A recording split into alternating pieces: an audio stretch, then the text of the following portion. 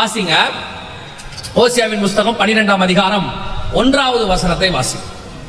எப்ராயிம் காற்றை மேய்ந்து கொண்டர் காற்றை பின்தொடர்கிறான். அவன் நாள்தோறும் பொய்யையும் கேட்டையும் வர்த்திக்க பண்ணி அசிரியரோட உடன்படிக்கை பண்ணுகிறான். எகிப்துக்கு எண்ணெய் கொண்டு போகப்படுகிறது. இந்த ஒரு வசனத்துல 3-4 தீர்க்க தரிசனங்கள் இருக்கு. நீங்க அதை கவனிச்சு பார்த்தீங்கன்னா தெளிவாக தெரியும். அந்த 12:1 சொல்லுது. ஒவ்வொன்றாக ஒரு லைனா நம்ம பாத்தீங்கன்னா, முதலாவதாக எப்ராயிம் காற்றை மேய்ந்து கொண்டர் காற்றை பின்தொடர்கிறான். காற்றை மேய்தல் என்றால் என்ன? முதல்ல அதை பாருங்க. காற்றை மேய்தல் என்றால் என்ன? காத்த மேய முடியுமா? அதான் முதல் கேள்வி. காத்த மேய முடியுமா? நம்ம மேய்தல்னா என்ன எடுத்துக்கிறோம்? இப்போ ஆடு மாடு எல்லாம் புல்லு மேயுது, அதான் மேய்தல்.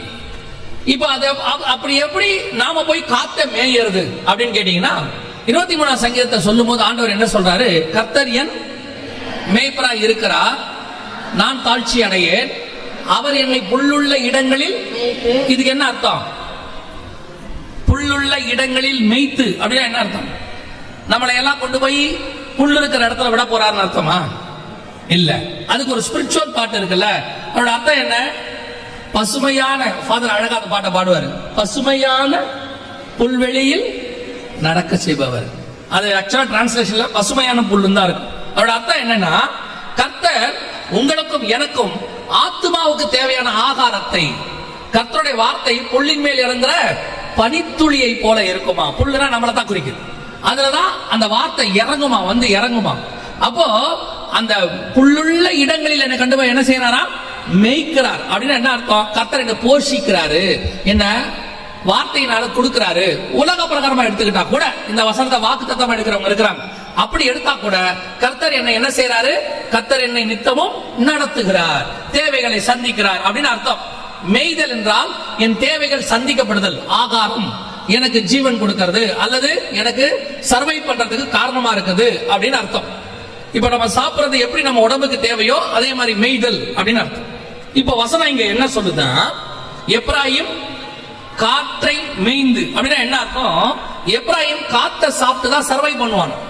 காத்துனாலதான் அவனுடைய வாழ்க்கை சர்வைவல் நடக்கும் அப்படின்னு இருக்கு. இது எப்படிங்க காத்துனால சர்வைவல் நடக்கும்? காத்தை எப்படி மேய்தல் அப்படின்னு கேட்டா, இப்போ அதுவும் கொரோனாவில இருந்து அது டபுள் மடங்கு ட்ரிபிள் மடங்கு ஆயிடுச்சு.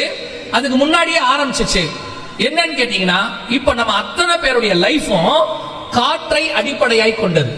எது அப்படின்னு கேட்டா, பேசிக் உங்க கையில இருக்கிற செல்போன், அடிப்படை உங்க கையில இருக்கிற செல்போன். செல்போன் எப்படி இயங்குது அப்படின்னு கேட்டீங்கன்னா, உங்க கையில ஒரு இன்ஸ்ட்ருமெண்ட் இருக்குது, இன்னொருத்தர் கையில ஒரு இன்ஸ்ட்ருமெண்ட் இருக்குது, ஒரு சின்ன டப்பா மாதிரி. இப்ப நீங்க போடுற கால் எப்படி அமெரிக்கால இருக்கிறவருக்கு, அரேபியால இருக்கிறவருக்கு, ஆஸ்திரேலியால இருக்கிறவருக்கு எப்படி போகுது? இந்த கால் எப்படி போகுது? நீங்க நம்பர் இதுல போடுறீங்க, போட்ட உடனே இங்கிருந்து ஒரு கனெக்ஷன் மேல இருக்கிற சேட்டிலைட் செயற்கைக்கோளுக்கு போகுது. அந்த செயற்கைக்கோள் இங்கிருந்து எத்தனை ஆயிரம் கிலோமீட்டர்ல இருக்கு? 300 கிலோமீட்டர்ல ஆரம்பிச்சு 39,000 கிலோமீட்டர் வரைக்கும் சேட்டலைட் வச்சிருக்காங்க. அங்க போகுது. அங்கிருந்து நீங்க அமெரிக்கா நம்பரை போட்டீங்கன்னா, சரி இப்படி சொன்னாங்க ஈஸியா புரியும். அமெரிக்கால ஒருத்தர் உங்களை கூப்பிடுறாரு, கூப்பிட்ட உடனே +91 அப்படின்னா இந்தியாவுக்கு மேல இருக்க சேட்டலைட்டுக்கு வந்துடும். அங்கிருந்து கீழே கிட்டத்தட்ட எத்தனையோ 100 கிலோமீட்டரோ 1000 கிலோமீட்டரோ 2000 கிலோமீட்டரோ கீழே வரும். உங்க போனுக்கு வருது. நடுவில் நெட்வொர்க் வேற இருக்குது. இவ்வளத்தையும் தாண்டி இவ்வளவு விஷயமும் எவ்வளவு நேரத்துல நடக்குதுன்னு பாத்தீங்கன்னா, ஒரு செகண்ட்ல நடக்குது. மிஞ்சி போச்சா 2 செகண்ட் 3 செகண்ட். சில வாட்ஸ்அப் நம்பர்ல போட்ட உடனே கிடைக்கும். அப்படி போட்ட உடனே அங்க போயிடும். சில நேரத்துல 2-3 செகண்ட் லேட் ஆகலாம், அவ்வளவுதான். இதுதான் காற்றிலே நம்முடைய சர்வைவல். இது இப்படிதான் கனெக்ஷன் நடக்குது. சரி, ஆனால் இந்த காற்று அடிப்படையாய் கொண்ட இந்த செல்போன் இல்லாவிட்டால், இன்டர்நெட் இல்லாவிட்டால், வைஃபை இல்லாவிட்டால், நீங்க யோசிச்சு பாருங்க, இன்னைக்கு நிலைமையை யோசிச்சு பாருங்க. இப்ப இருக்க நிலைமைய, நான் போன் யூஸ் பண்ண மாட்டேன், இன்டர்நெட் வைஃபை இதை எதையும் யூஸ் பண்ண மாட்டேன்னு சொல்லுங்க, உங்க வாழ்க்கை நடக்குமான்னு மட்டும் பாருங்க. 80% நடக்காது. 80-90% என்ன செய்யாது? நடக்காது. 100% நடக்காது. எப்படி சொல்றேன்னா, 80% நேரடியா காத்த நம்பி நம்ம இருக்கிறோம். இப்ப நீங்க எங்க போனாலும் முதல்ல உங்களை என்ன கேட்கறாங்க தெரியுமா? உங்க நம்பர் கொடுங்கன்னு தான் கேட்கறாங்க. உங்க நம்பர் என்ன? அது ஆதார் நம்பரோ அல்லது செல்போன் நம்பரோ. ஆதார் நம்பர்னா உடனே கம்ப்யூட்டர்ல போட்டு பாக்குறாங்க.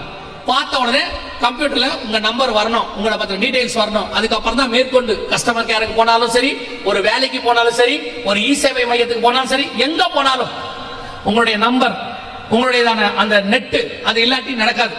எங்க வேணா போங்க, நெட் டவுனா இருக்குது சார், இப்ப பண்ண முடியாதுன்னு ஒரே விஷயம் சொல்லிடுறாங்க. சோ காற்று தான் இன்னைக்கு அடிப்படை, சர்வைவல் எல்லாமே நடக்குது. இந்த காற்றை வச்சுதான் கொரோனாவுக்கு முன்னாடி வரைக்கும் ஒரு 60-50% போயிட்டு இருந்துச்சு. கொரோனா வந்துச்சு, எல்லாத்தையும் காத்துக்கு மாத்திட்டாங்க. உதாரணமா உங்களுடைய பிள்ளைகளுடைய படிப்பு ஆன்லைன் கிளாஸஸ் முழுக்க காற்றை நம்புச்சு. அடுத்து உங்க வேலை ஒர்க் ஃப்ரம் ஹோம் காற்றை நம்புச்சு. அடுத்து உங்களுடைய பண பரிமாற்றம் பேங்க், ஜிபே அல்லது போன்பே என்ன வேணா இருக்கட்டும், உங்களுடையதான காற்றை நம்புச்சு. இப்போ உங்க பண பரிமாற்றம், வேலை, படிப்பு, ஆகாரம், இன்னைக்கு தனியார் ஆதார் நிறுவனங்கள் கொண்டு வந்து கொடுக்குறாங்க டோர் டெலிவரி. அவங்க எழுதியிருக்காங்க அவங்களுடைய எடிட்டோரியல்ல, இன்னும் 10 வருஷத்துக்குள்ள இந்தியாவுடைய இரவு சாப்பாடு முழுக்க எங்க கண்ட்ரோல்ல இருக்கும்னு எழுதியிருக்காங்க. அந்த அளவுக்கு ஜனங்கள் ஆன்லைன்ல வாங்கி சாப்பிட தொடங்கிட்டாங்க, பழகிட்டாங்க. எதுக்கெடுத்தாலும் ஆர்டர் போடு, ஆர்டர் போடு, அவ்வளவுதான். இன்னைக்கு எல்லாத்துக்கும் ஆர்டர் போடுற இடத்துக்கு வந்தாச்சு. இப்போ எல்லாமே ஆன்லைன், வேலை ஆன்லைன், படிப்பு ஆன்லைன், அப்புறம் உங்களுடைய பேங்கிங் எக்கானமி ஆன்லைன், உங்களுடைய சாப்பாடு ஆன்லைன், எதை வேணா எடுத்துக்கோங்க. எவ்வளவு பெரியதான ஒரு காரியம் கவனிங்க. நீங்க உங்க போன்ல இருந்து சம்பந்தமே இல்லாத இன்னொருத்தருக்கு ஜிபே பண்றீங்க. அவர் ஏதோ ஒரு பேங்க், அவர் என்ன பேங்க் நம்பர் கடகல இல்ல, அவர் நம்பர் தான் நமக்கு வேணும், நம்பருக்கு அனுப்புறீங்க. நீங்க இருக்கிறது கோயம்புத்தூர், உங்க அக்கவுண்ட் இருக்கிறது சென்னைன்னு வச்சுக்கோங்க. நீங்க இங்க இருந்து அனுப்புறீங்க, அனுப்பின உடனே சென்னையில இருக்கிற அக்கவுண்ட்ல பணம் குறையுதா இல்லையா? குறையுது. நீங்க அனுப்புறவரு டெல்லியில இருக்கிறாரு, அவர் அக்கவுண்ட் கோயம்புத்தூர்ல இருக்குது. நீங்க டெல்லிக்கு அனுப்பின உடனே இங்க அக்கவுண்ட்ல மாறுதா இல்லையா? இல்ல ஒரு செகண்ட், இதுக்கு நடுவுல இவ்வளத்தையும் நெட்வொர்க் மாதிரி நடுவுல இருக்கிறவங்க யாருன்னா ஜிபே, அவங்க கம்பெனி எங்க இருக்குன்னா அமெரிக்கால இருக்கு. இவ்வளத்தையும் கனெக்ட் பண்றவங்க, இவ்வளவு விஷயமும் ஒரு செகண்ட்ல நடக்குது. பணத்தை அனுப்பிட்டே கேக்குறீங்க, அனுப்பிட்டேன் வந்துருச்சான்னு பாரு, அப்படித்தானே சொல்றோம். அனுப்பிட்டே வந்துருச்சான்னு பாரு. சம்பந்தம் இல்லாத பேங்க், சம்பந்தம் இல்லாத ஊரு, சம்பந்தம் இல்லாத ஒரு ஆளு, யாருனே தெரியாது, அவர் ஷாப் பண்ணிருப்பாரு, சார் அனுப்பி விடுங்க சார் அனுப்புறீங்க. சம்பந்தம் இல்லாத கம்பெனி ஜிபே எங்கேயோ இருக்குது. இவ்வளவு ஒரு நெட்வொர்க்கா மாறி காற்றை தான் இன்னைக்கு மைய பொருளாக இருக்கிறது. காத்து இல்ல, கதை முடிஞ்சு.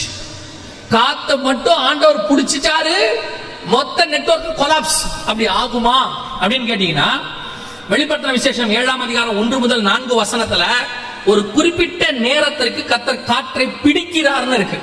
7ஆம் அதிகாரம் 1-2 வசனங்கள் வாசிங்க பார்ப்போம். இவைகளுக்கு பின்பு பூமியின் 4 திசைகளிலும் 4 தூதர்கள் நின்று பூமியின் மேலாவது, சமுத்திரத்தின் மேலாவது, ஒரு மரத்தின் மேலாவது காற்று அடியாதபடிக்கு பூமியின் 4 காற்றுகளையும் பிடித்திருக்க கண்டேன். இப்படி ஒரு சம்பவம் இருக்கு. நம்ம காத்தை பிடித்திருக்க கண்டேன் என்ன நினைப்போம்? இத காத்தை பிடிச்சிட்டு நிக்க போறாங்களா? இல்ல, எல்லாம் ஸ்தம்பிக்க போகுது, எதுவுமே டிராவல் ஆகாது. காற்றை அடிப்படையாக கொண்ட எதுவுமே வேலை செய்ய போறது இல்ல.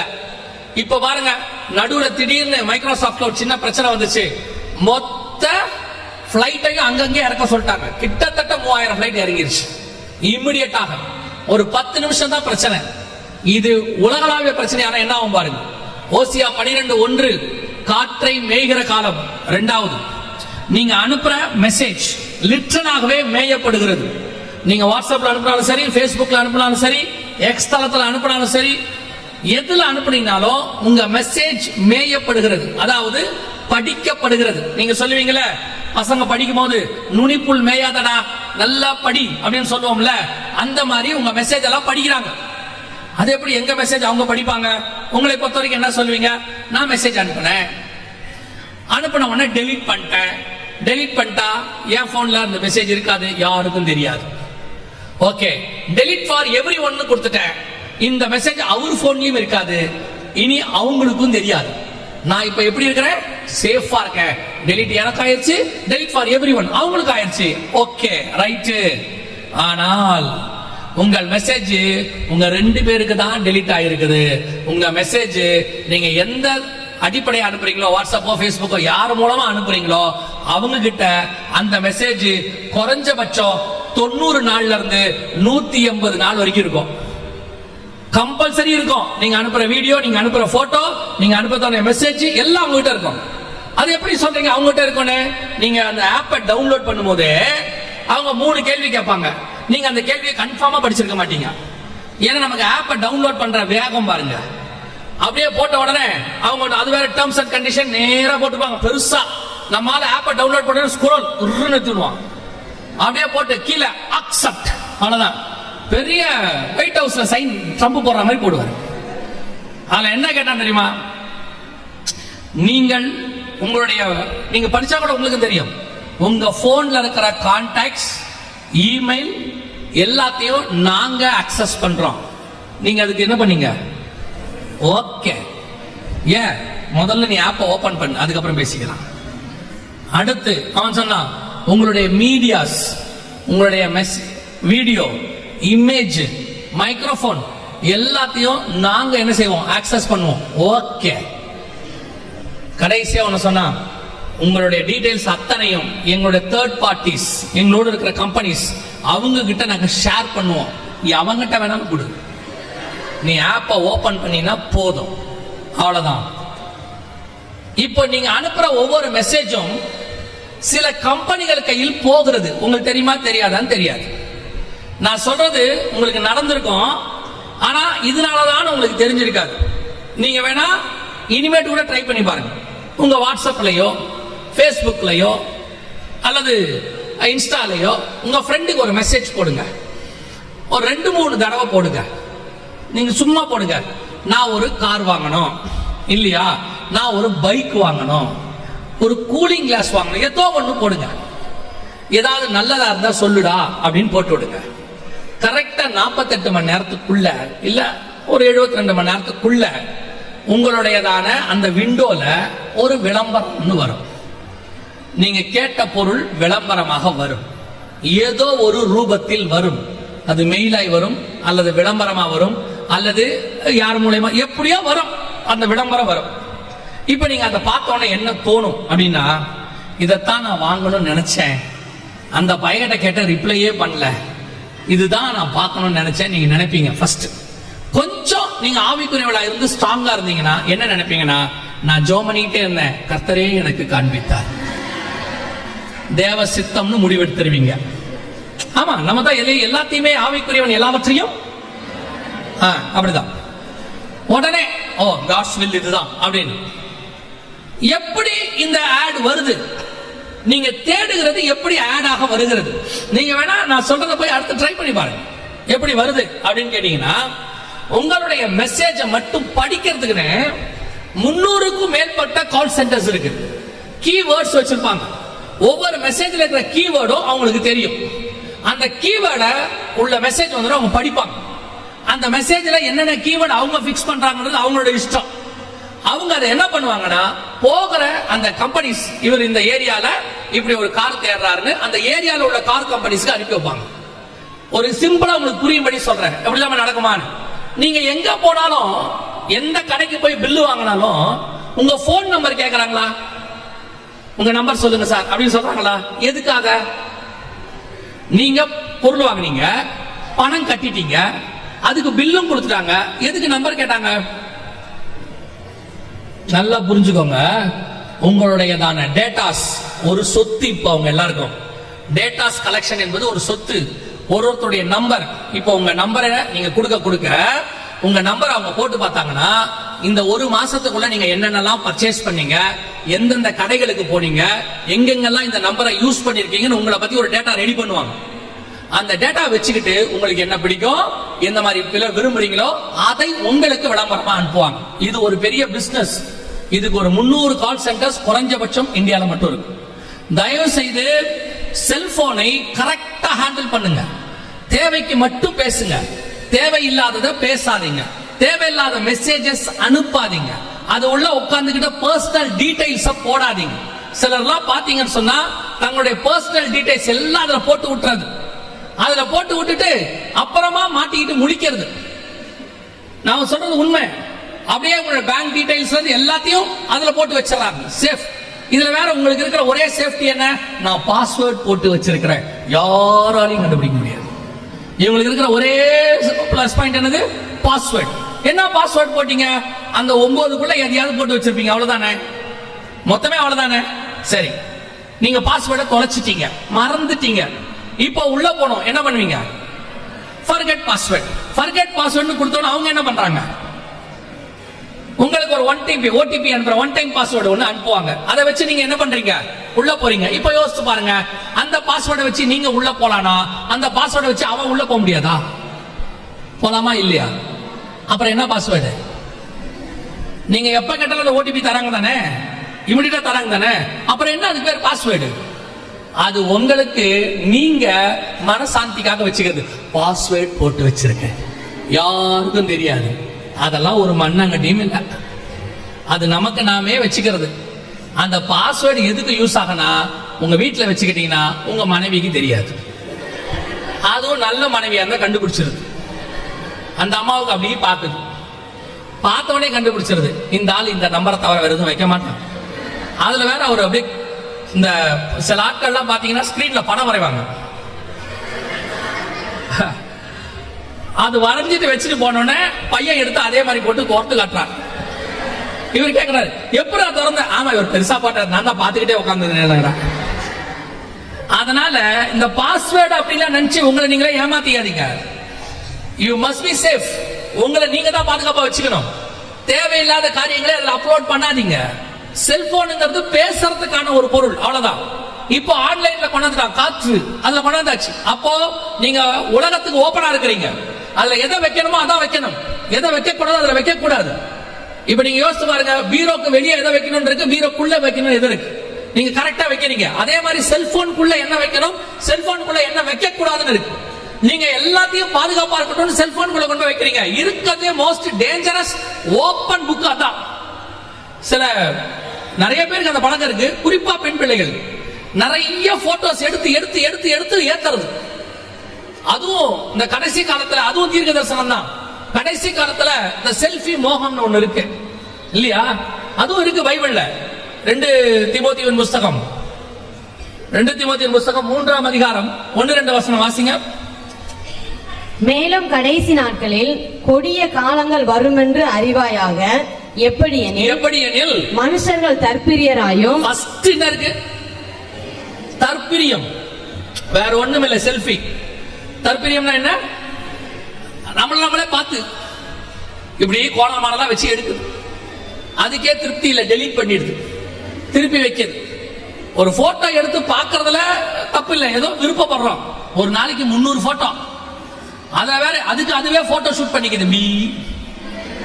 போட்டு போட்டு போட்டு அதை ஸ்டோர் பண்ணி அது அது அந்த போட்டோவை ஸ்டோர் பண்ணி போன் ஸ்டோரேஜ் பத்தலன்னு பெரிய போன் வாங்குது.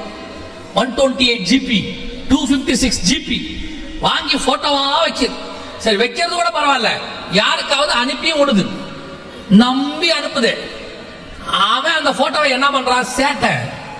அப்புறம் அனுப்பிவிட்டு நல்லா தெரிஞ்சுக்கொள்ளுங்க, இப்போ உங்களுடைய ஒரு போட்டோவோ ஒரு வீடியோ மட்டும் இருந்தா போதும், உங்களை எப்படி வேணாலும் மோசமாய் மாற்ற முடியும். நான் ஒரு ஸ்டுடியோவுக்கு இதுக்கு போயிருக்கேன், ஷூட்டிங்க்கு ஹைதராபாத்ல. அப்போ ஒரு பிரதர் எடுத்து இப்படி காட்டுறாரு, என் வீடியோ காட்டுறாரு. அவ்வளவு அழகா நான் இங்கிலீஷ் பேசுறேன், என் லைஃப்ல பேசினது இல்லை. அழகா இங்கிலீஷ் பேசுறேன், 3 நிமிஷம் வீடியோ ஓடுது. எனக்கு இந்த குரல் வந்து என் குரல் தான், என்னுடைய குரல் தான் இருக்கு, வேற யார் குரலுமே இல்லை, என் குரல் தான் இருக்கு. எனக்கு பயங்கர ஆச்சரியம், நம்ம இந்த வீடியோ பேசல. அதை விட பெரிய ஆச்சரியம், லிப் சிங்க் ஆகுது, கரெக்டா லிப் சிங்க் ஆகுது.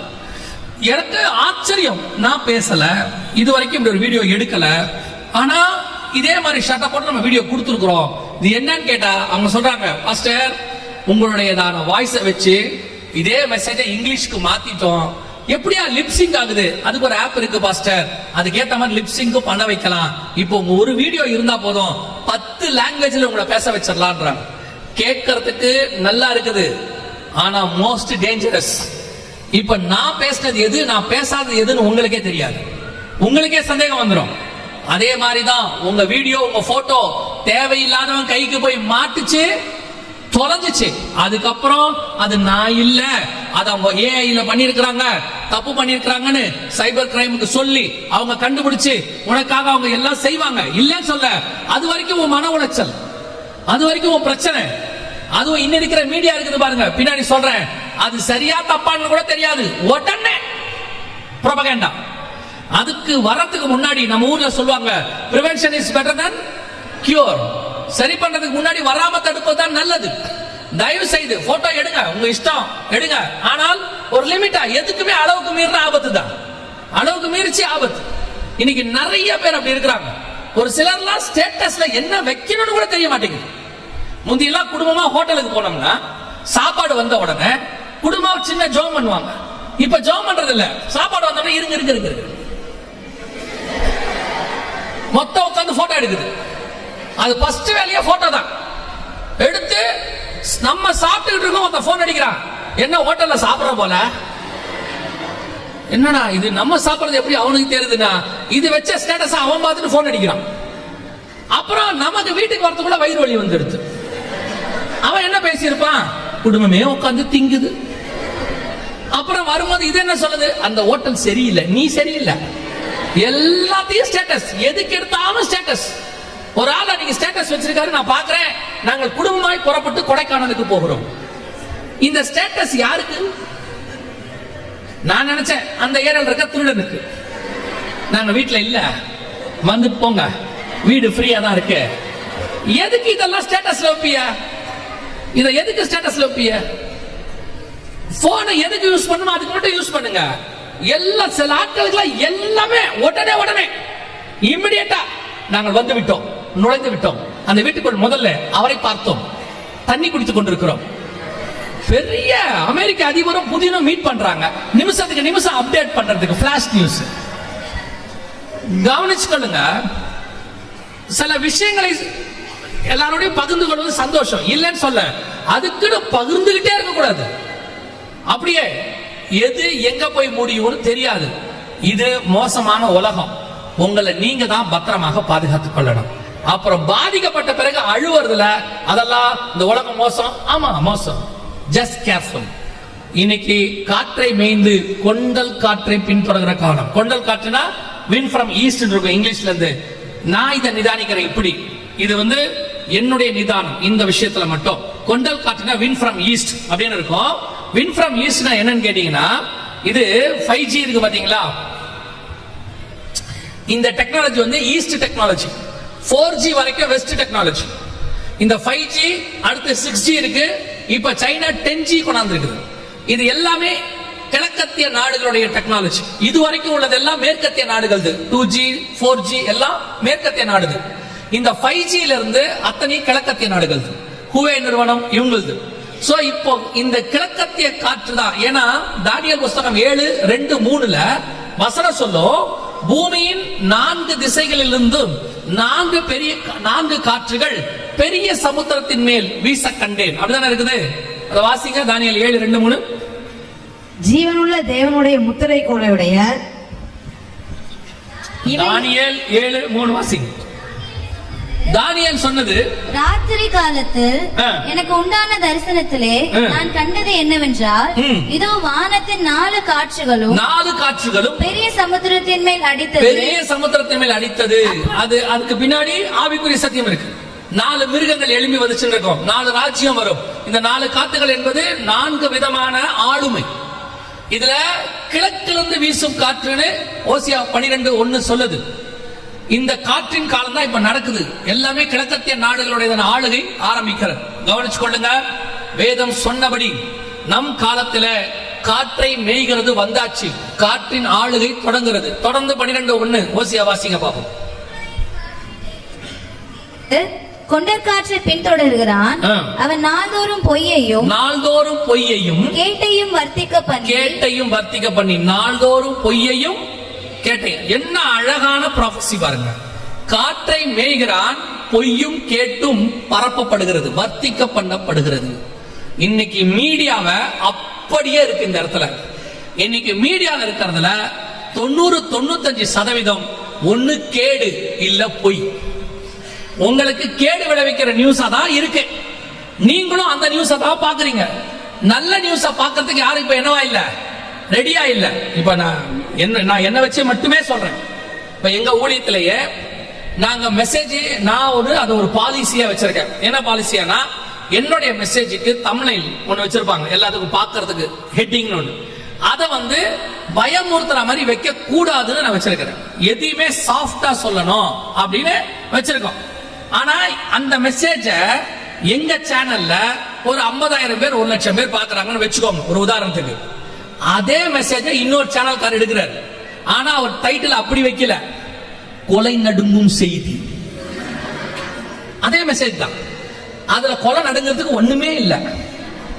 எனக்கே தெரியும் அதுல கொலை நடுங்கிறதுக்கு ஒண்ணுமே இல்ல. ஆனா எப்படி போச்சுறாரு, திடீரென்று வந்த முக்கிய செய்தி, எம்டி ஜெகன் வேலை முடிஞ்சு 2,00,000 பேர் 3,00,000 பேர் பாக்குறான். எனக்கு ஆச்சரியமா இருக்கு. இதே மெசேஜ் நம்ம போட்டா 30,000 பேர் பாக்குறான். அதே மெசேஜ் அங்க போட்டா 3,00,000 பேர் பாக்குறான். என்ன காரணமா இருக்கும்? எடுத்து பார்த்தா வேற ஒண்ணுமே இல்ல, தம்ப்நெயில் பிரச்சனை. இந்த தம்ப்நெயில்ல உங்களுக்கு நார்மல் செய்தி வச்சா நீங்க யாரும் பாக்குறது இல்ல. இப்ப மகிமையின் படிகள் உள்ளேயே போறதில்ல, நீங்க யாரும் உள்ளேயே போறதில்ல. பரலோகத்திற்கு போவது எப்படி? உள்ள போறதில்ல, போகிறதே இல்ல. அடுத்த அழிவு நடப்பது என்ன? அத்தனை பேர் குமிஞ்சதான் உள்ள போய். இல்ல சிரிக்காதே, நீங்க தான் இருந்தால, வேற யாருமே இல்ல, நீங்க தான். நான் அதனாலதான் அந்த வியூஸ பார்த்து சந்தோஷப்படவே மாட்டேன். இவ்வளவு வியூஸ் போதுன்னு சந்தோஷப்பட மாட்டேன். காரணம், இந்த வியூஸ் பாக்குறது ஆள் எல்லாமே நல்ல நிலைமையில உள்ள வரது இல்ல. நீங்க நல்ல நிலைமையில வாங்குறதுனா சாஃப்டான மெசேஜ் எல்லாம் போடணும்ல, அதுக்கெல்லாம் போகாது பாருங்க. இந்த மாதிரி ஏதாவது இப்ப உலகத்தானுடைய செய்தி எல்லாம் போய் பாருங்க, நல்ல செய்திக்கு ஆளே இல்ல, நார்மல் செய்திக்கு ஆளே இல்ல. ஏதாவது போடணும். நான் ஒரு இடத்துல ஏமாந்துட்டேன். ஒரு பெரிய ஆளுடைய போட்டோ போட்டு அவர் வீட்டில் மிகவும் சோகமான செய்தி, அத்தனை பேரும் கலக்கம், கண்ணீர். நான் உள்ள போயிட்டேன். ஐயோ பாவம், என்ன நடந்துச்சோ. உள்ள போனா அந்த ஆள் வீட்டு நாய் செத்து போயிருக்கு. நிஜமா அவர் ஆசையாய் வளர்த்த நாய் செத்து விட்டது. அவர் சோகமாக இருக்கிறார். அநேகர் ஆறுதல். நான் என்ன அடிச்சுக்கிட்டேன், ஏன் நாயே உனக்கு இந்த வேலை, வேற என்ன செய்ய? இன்னைக்கு இந்த மாதிரி கேடும் பொய்க்கு தான் இம்பார்ட்டன்ஸ். எது உண்மை, ரெண்டாவது எது உண்மை எது பொய்யின் வேற உங்களுக்கு தெரிய மாட்டேங்குது. நீங்களும் இருக்கீங்கல்ல, இந்த விஷயத்தை எதை ஃபார்வர்ட் பண்ணுவீங்க? நீங்க நல்லா சொல்லுங்க, எதை ஃபார்வர்ட் பண்ணுவீங்க? காலையில வாக்கு தத்தத்தை ஃபார்வர்ட் பண்ணுவீங்க. அதையும் நீங்க படிக்க போறது இல்ல.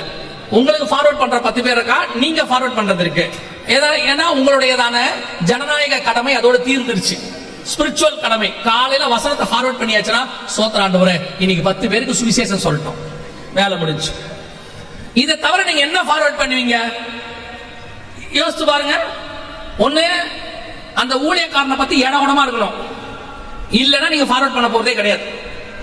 இல்லனா நான் சொன்ன மாதிரி கிடுகிடுன்னு இருக்கணும், நடுநடுங்கும் செய்தி ஃபார்வர்ட் பண்ணுவீங்க. இல்லனா எதை ஃபார்வர்ட் பண்ணுவீங்க?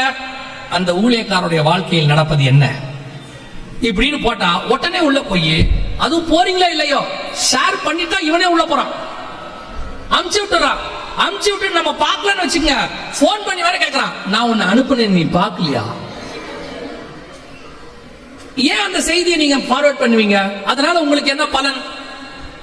இல்ல அந்த ஊழியக்கார பத்தி உண்மையா இருக்கட்டும், அவர் செஞ்சது தப்பாவே இருக்கட்டும், அதை ஃபார்வர்ட் பண்றதுனால உங்களுக்கு என்ன பலன்? வேதம் தெளிவா சொல்லுது, பக்தி விருத்திக்கு ஏதுவான நல்ல வார்த்தைகளையே பேசுங்க. இப்ப இதெல்லாம் உங்களுக்கு என்ன பிரயோஜனம்? ஒரு பிரயோஜனமும் கிடையாது. இப்ப ஒருவேளை அது பொய்யா இருந்துச்சுன்னா என்ன பண்ணுவீங்க? சரி உண்மையாவே இருக்கு, அதனால கொஞ்சம் பேர் இடம் அடைஞ்சிட்டான், என்ன பண்ணுவீங்க? நல்லா கவனிங்க. இங்கே குற்றம் இல்லாதவன் எவனும் இல்ல. தெளிவா இயேசு சொல்லிட்டாரு, அவன் முதுகுல இருக்கிறத முதல்ல பாரு, உன் கண்ணில் உள்ள உத்தரத்தை முதல்ல எடுத்து போடு, அப்புறமா உன் சகோதரன் கிட்ட போலான்னு. இங்க நியாயம் இருக்கிறவர்கள் அதிகமாயிட்டாங்க. தயவு செய்து விசுவாசிகளுக்கு சொல்றேன், நீங்க ஃபார்வர்ட் பண்ண வேண்டியது காஸ்பல். இயேசு சொன்னது, போய் சகல ஜாதிகளுக்கும் சுவிசேஷம் சொல்லுங்க. இதான் யூ வாண்ட் டு ஃபார்வர்ட். இப்ப நீங்க எதை ஃபார்வர்ட் பண்றீங்க? கேடானதை ஃபார்வர்ட் பண்றீங்க, அல்லது பொய்யானதை ஃபார்வர்ட் பண்றீங்க. அது உண்மையா இருக்குது, கேடா இருக்குது, இல்ல நன்மையா இருக்குது, பொய்யா இருக்குது. இந்த இந்த கேட்டகரி கூட தான் இருக்கு. நோவா நிர்வாணமாய் படுத்திருந்தார், உண்மை, அதுல மாற்று கருத்தே இல்ல. அவர் வீட்டுல அவர் படுத்திருக்கிறார். போய் பார்த்தா ஒருத்தன், அவன் தான் முதல்ல மெசேஜை ஃபார்வர்ட் பண்ணவன். ஏன்னா ஏதேன்ல கூட ஆண்டவர் கேட்டாரு, நிர்வாணி என்று அறிவித்தவன் யாருன்னு. இங்கே அறிவித்தவன் பேரே நமக்கு தெரியுது, காம் தான் போய் சொல்றான். நோவா குடி அந்த திராட்சை ரசம் தெரிந்து எழுந்திருக்கிறார். சேமும் யாபேத்தும் அதுக்கு முன்னாடி என்ன பண்ணிட்டாங்க, அந்த மெசேஜை டெலீட் பண்ணிட்டாங்க, ஃபார்வர்ட் பண்ணல. உங்க பாஷையில சொல்றேன், துணியை போட்டு மூடிட்டாங்க. இப்போ நோவா எழுந்திருச்சாரு, வசனம் சொல்லுது, அதை மூடினவனுக்கு ஆசீர்வாதம், ஃபார்வர்ட் பண்ணவனுடைய சந்ததி சபிக்கப்பட்டது. இப்ப நீங்க என்ன பண்ண போறீங்கன்றதை நீங்களே யோசிச்சு கொள்ளுங்க. தயவு செய்து பக்தி விருத்திக்கு ஏதுவான காரியங்களை ஃபார்வர்ட் பண்ணுங்க, தப்பே கிடையாது. சுவிசேஷம் சொல்லுங்க, அதன் மூலமாய் ஒரு ஆத்மா ரட்சிக்கப்பட்டால் அது உங்கள் கணக்கிலே பரலோகத்தில் இருக்கும். நீங்க இப்படி பண்றதுனால உங்களை நம்பித்தான் இந்த மாதிரி ஆட்கள்லாம் சேனலே நடத்துறாங்க. தயவு செய்து பொய்யையும் கேட்டத்தையும் என்ன செய்யாதீங்க, வர்த்திக்க பண்ணாதீங்க. அதுல ஒரு குரூப்பா நீங்க இருக்காதீங்க.